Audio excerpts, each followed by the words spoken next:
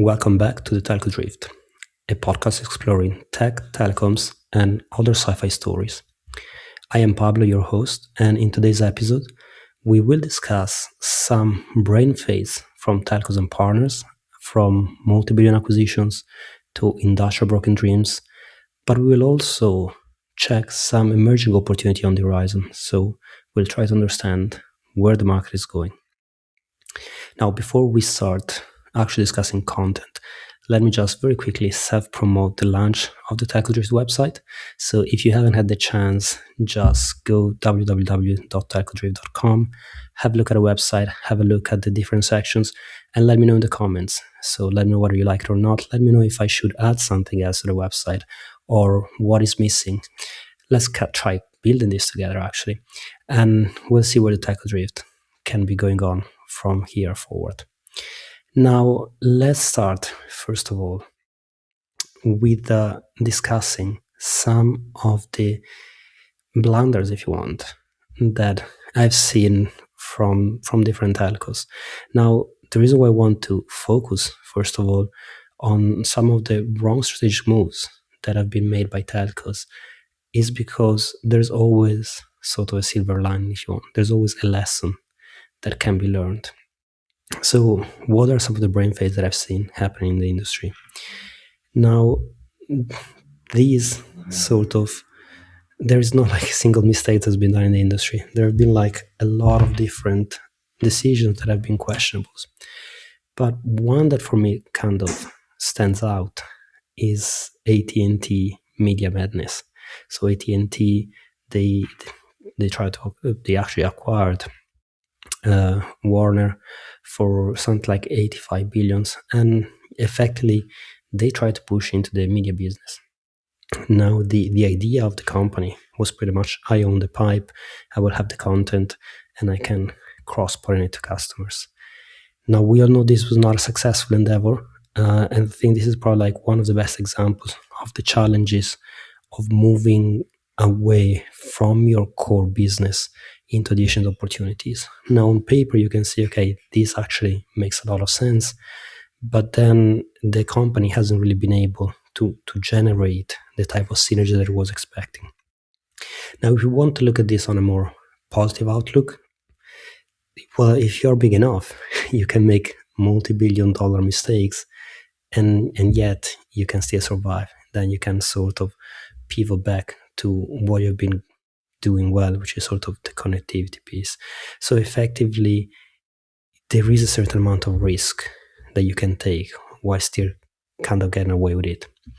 Now, in a similar fashion, Verizon media and advertising business hasn't been particularly successful. So Verizon acquired Yahoo for 4.5 billion and AOL for 4.4, and so they combined them into a subsidiary called Oath, which was then later branded as Verizon Media. Now, this is another example of, again, trying to move away from core competencies into adjacent businesses. Now, that new business was then eventually sold. So once again, showing that it's not that easy to move away from what you're doing day in and day out. In this case, there was like a key focus on the advertising side of things. And actually, I do see telco and advertising potentially having a future together. So I'm not really sure what didn't work. In this case, maybe like the scale wasn't there, the size wasn't there, so the tech behind the business was not where it was meant to be. But that's another example of trying to move past what's traditional telco and still finding very difficult to become a different type of companies, to change the way that you're doing things and to change the customers that you can serve.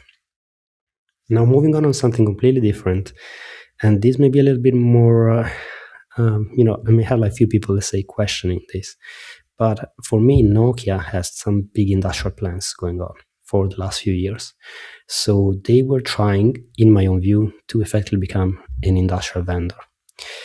And that could be witnessed by the push they were making in terms of creating new product, and that's included their campus edge proposition, the ecosystem they were building, the marketplace, the mixed strategy. Now Nokia decided to kind of call it a day on this. And once again, this time we're not talking about a telco, we're talking about a vendor. But again, changing the DNA that you have is not that easy. And again, entering a new segment, and that is not exactly the same segment that you were playing before, it's something that is quite difficult, even from a vendor perspective.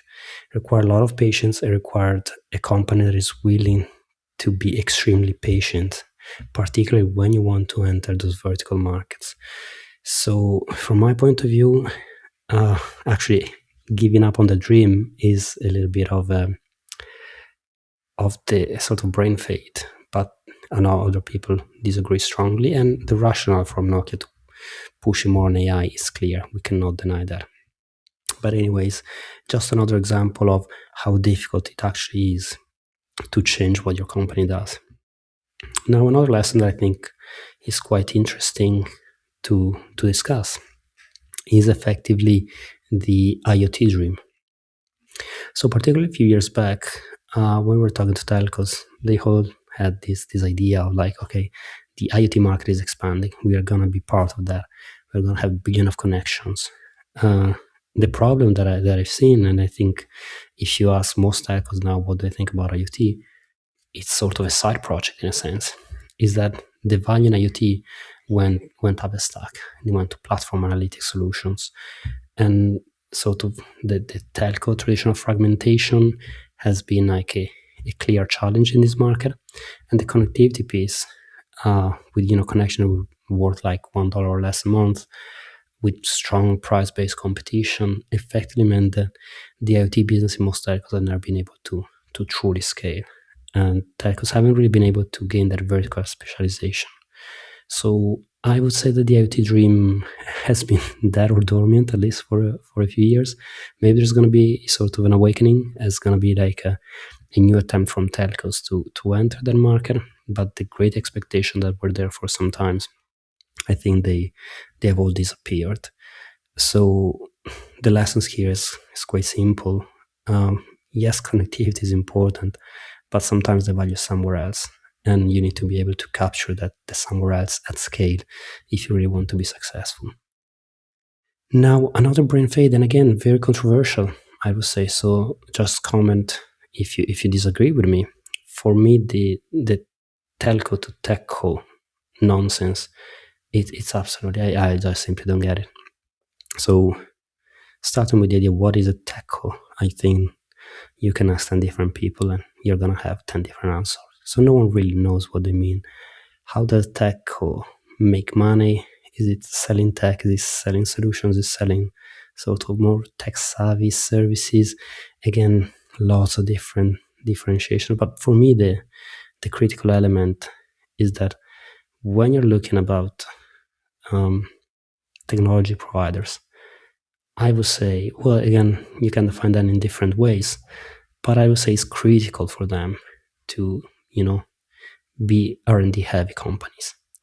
So without going too far out from the telco world, if you're thinking about telecom infrastructure vendor, R&D spend is roughly 20% of revenues. You can say like between 15 and 25.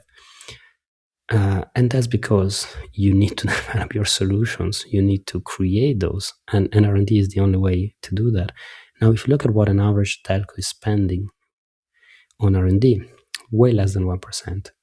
So for me, you cannot try to become a telco players unless you're like really stepping up your R&D, which is easier said than done. So for me, this was like a whole kind of rebranding thing. It was almost marketing, and that's why I'm not a big fan of marketing, obviously, because I think the whole idea was just to change the way that someone was perceiving a telco. So telcos is a little bit of an outdated concept in a sense. And I think just trying to position themselves as techco was a way of changing people's perception and possibly getting better ratings. And from my point of view, telco to telco is like kind of changing your haircut. You try to look differently, but at the end of the day, you are the same bloke, right? So you're doing exactly the same things, just trying to be perceived in a different opportunity. Now, before we move on some of the opportunities, there are some initiatives in the telco world which depending how you look at them, may be considered a little bit of failures, but potentially not necessarily failure, just sort of either opportunities or like strategies that were developed before their time, or potentially just strategies that require more time. So if you think what Rakuten has been doing with, Symphony unit, effectively we're trying to become a global telecom software vendor. So they were trying to export their learning to create a cloud base or a network to other operators and enterprises. Now, for a few years, it seemed there was like a lot of excitement around this project. I think a lot of that excitement has kind of, has went quiet a little bit.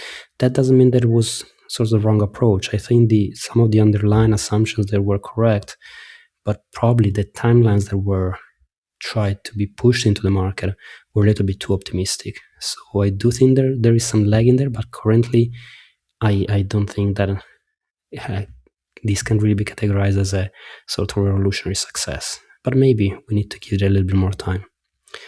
And the other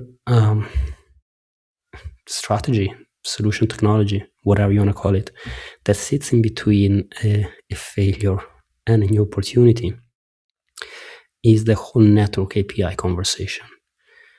And depending how you look at it, I'm a bit skeptical on network APIs in the sense that I've seen a lot of forecasts that are way, way off in my own view. Some people talking about 100 billions. And then within those forecasts, you have people starting sort of bringing everything together. Like it's going to be 100 billion, enabling new revenues in this and that, verticals, whatever you want.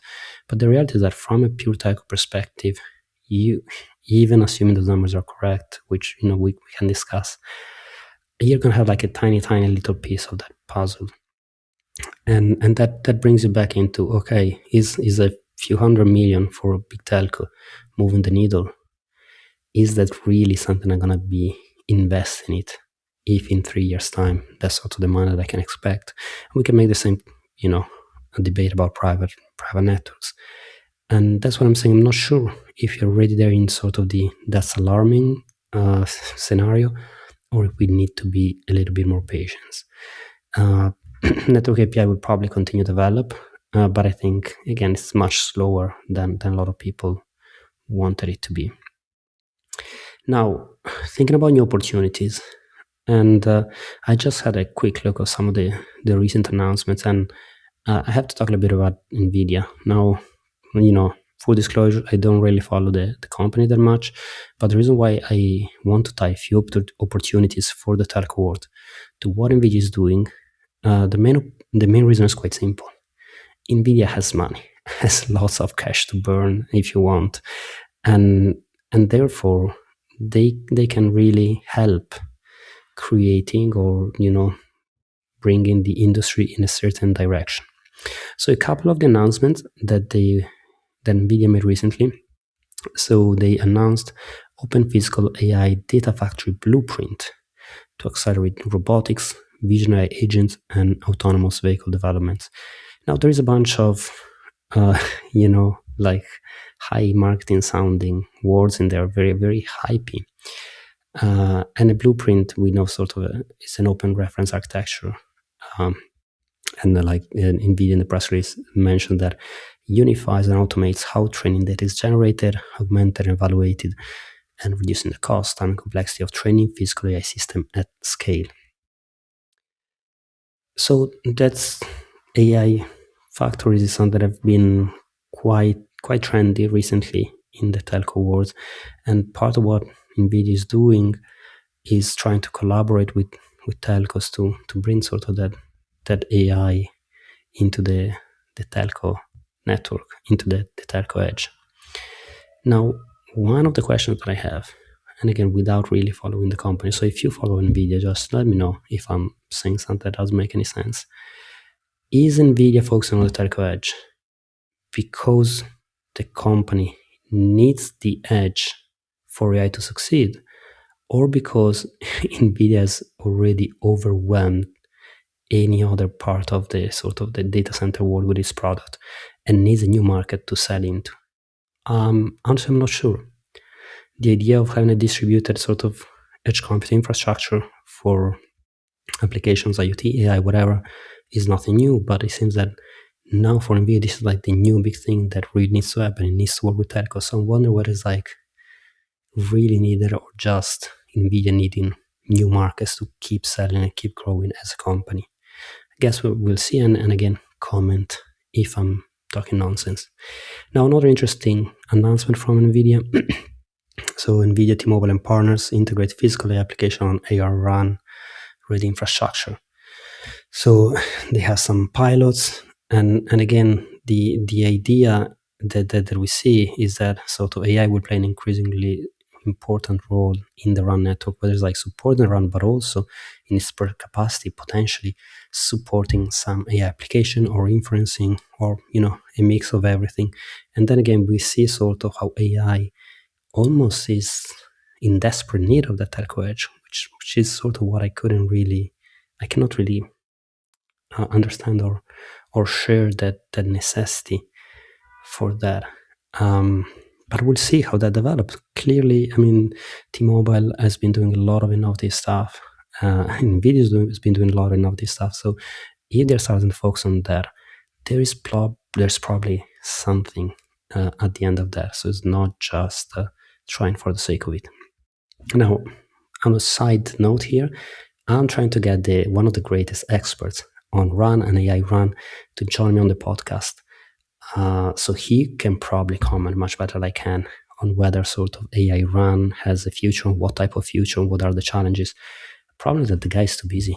Guy is always busy. But, bear with me. With a little bit of patience, we're going to get the AI RAN expert, hopefully sometimes within the next month or so, to join me and discuss everything about AI RAN. And the other thing, side note closed. Yes, you can have AI at the edge of the network, of a telecom network, and it can do beautiful things, I imagine. I really don't know what AI is used for, but I'm sure it can do beautiful things. The problem, though, remains the same. The problem is that telcos struggle to sell solutions. Telcos struggle to sell to enterprises in new and innovative ways, whether you're thinking about outcome-based solutions or whether you're thinking not to sell just connectivity and SIM cards. That is something that telcos have been trying to kind of learn and do for many years. And yet, I don't think they're there yet. So you can have all the tech in the world, but then if you don't know how to sell it, it's not going to be probably such a bright opportunity from the get-go. Now, the last news that I want to highlight, and this is tying back to the NTN, so tying back to really the sci-fi, aspect of this podcast and of tech in general. So NVIDIA is launching space computing, rocketing AI into orbit. And effectively, again, quoting from the press release, this is engineered for size, weight, and power constrained environments. Is the NVIDIA Space One Vera Rubin module, and then a bunch of details that I really don't really know what they are. But effectively, I think this is really important for me, because whenever we talk about data center in space or computing in space, it's quite easy for people that are much more knowledgeable than myself to make comments and criticize. Okay, because of the size, because there is not enough power, because of the very extreme environment, and those are all valid points. But at the same time, you see how other people equally skillful in what they're doing, they are working to address all those concerns. So they are using the size, they're optimizing the power, they are using the weight, and so on and so forth. So sometimes I wonder whether, like, from an analyst world, are we against data center in space because of a lack of imagination, or because of actual fundamental limits that will prevent this technology to happen? And again, just to be clear, I'm not saying that the whole data center infrastructure that we have on Earth is going to be replaced by stuff in space, but always I'm thinking about sort of that integration, potentially the connection between the terrestrial network, whether it's connectivity or computing, and something that is happening in space. And so NVIDIA is partnering with a few companies, Etherflux, Axion Space, Kepler Communication, Planet Surface Space, and StarCloud.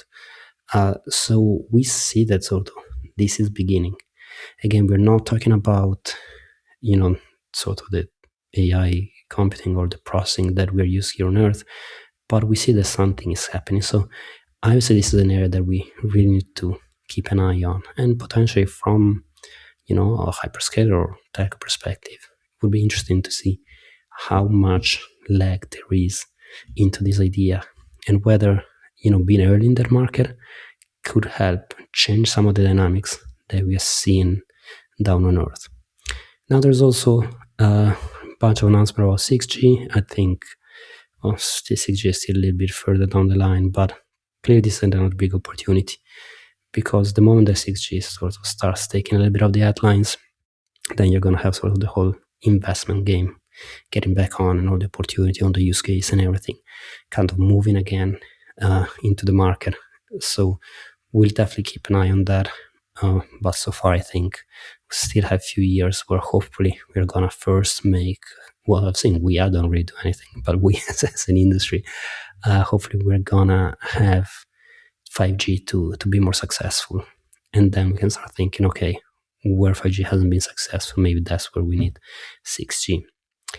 But hopefully this has been like informative. And again, have a look at the website. Leave a comment if you agree or disagree on anything, and stay tuned. I'm gonna have quite a few, outstanding guests joining me in the next episode. So that's all for the drift for today, and see you next time.